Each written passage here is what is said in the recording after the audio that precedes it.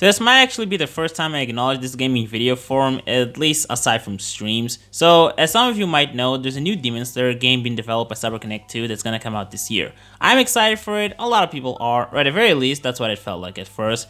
You see, recently there's been this rumor that the game won't feature playable demons, and because of this, people's excitement towards this game has died down, and I'm even seeing consensus on this game slowly shifting before the game has even come out.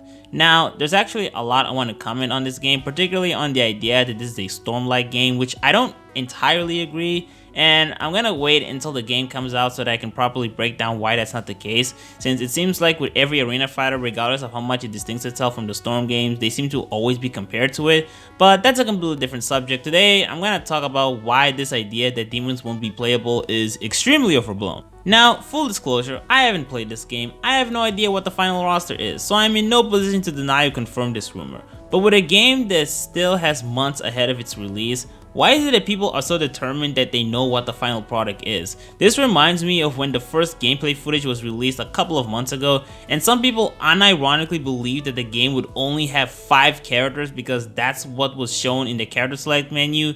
Do you know how fucking stupid that is? Do you honestly believe that a fighting game in 2021, based on one of the most successful anime series today, would think it would be a great idea to only make 5 characters available in the roster?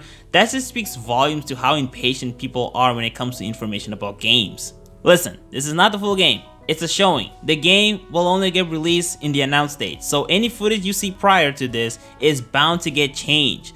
But regardless, I think the current theory that the game will only have 18 characters is actually significantly more substantiated than the last one.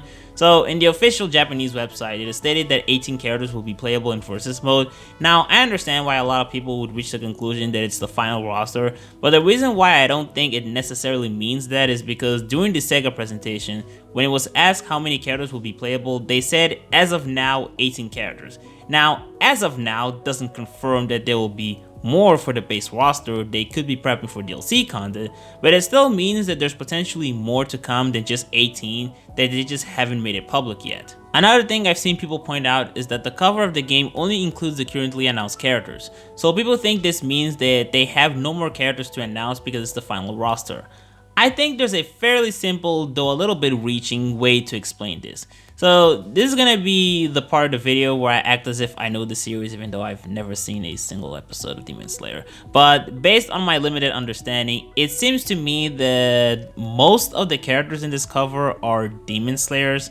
Now, I believe the Japanese title for the manga series is something along the lines of Demon Killing Blade or something like that, at least according to other people's translations, I don't know.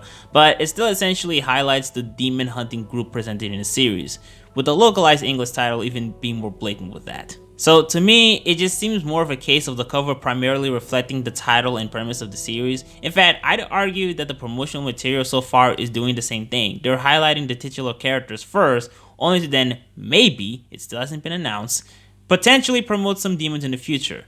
The last piece of evidence I've seen has to do with the fact that we saw gameplay footage of some of the boss battles, all of them being demons, and because of the way their attacks were designed, people immediately concluded that they wouldn't be playable because the moveset customization isn't suitable for a playable character in versus mode, but instead a boss. However, I think this is probably the easiest thing to explain. Almost every boss battle in the Storm games featuring a character that's playable possess moves that didn't get transferred to the playable version.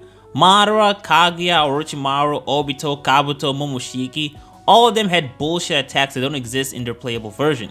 This is a very common thing that happens in arena fighters with story campaigns. Hell, even Kakarot, which isn't an arena fighter, Vegeta during the boss battle in the Saiyan Saga could do shit that his playable version during later arcs couldn't do. I mean, when you think about it, we didn't even see the full battles. We only saw bits of their long-range boss-like attacks and a bit of Tanjiro beating their ass. They could very easily have some relatively normal moves that we just simply didn't see because maybe they're saving it for a future trailer. Who knows?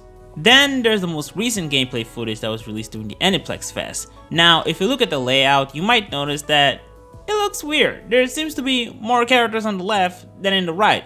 Now, unless you genuinely believe that the people who designed the layout unironically thought that this would be an aesthetically pleasing choice, even though it's grossly asymmetrical, going against the most basic rules of design theory, chances are they probably plan to have more characters to fill in the slot. I've seen people speculate that we'll get 7 new characters. I don't know if I would go that far. It could be less for all I know. But I think the main point I want to make is that y'all need to chill. Y'all need to learn how to have patience. We still have 3 months left. The game is not out yet. There is still more information that could come out. And here's the last thing I'm going to say in this video. This game is not Storm 4. This is not a sequel game that has had years of roster build-up that accumulated to up to over 100 characters. This is not a game that has 700 chapters of material to base the roster off of. This is the first entry of what I assume will be a series of games, and it's based on the first season and the movie of a series that, as of yet, the anime hasn't established that many characters. With that, it's bound to have a relatively smaller roster. And hey, if you think that's enough to disregard the game, I mean, sure, that's your choice, but think of it like this. Kill la Kill If is a game that was released 2 years ago, and pretty much everything that people complain about arena fighters, Kill la Kill If fixes. It's a darn good game that has a lot of potential for competitive play, and depending on its success, it could have even contributed to the revolution of high-level fighting in arena fighters. But the game didn't do that well, and one of the main points of contention was that it only had 10 characters.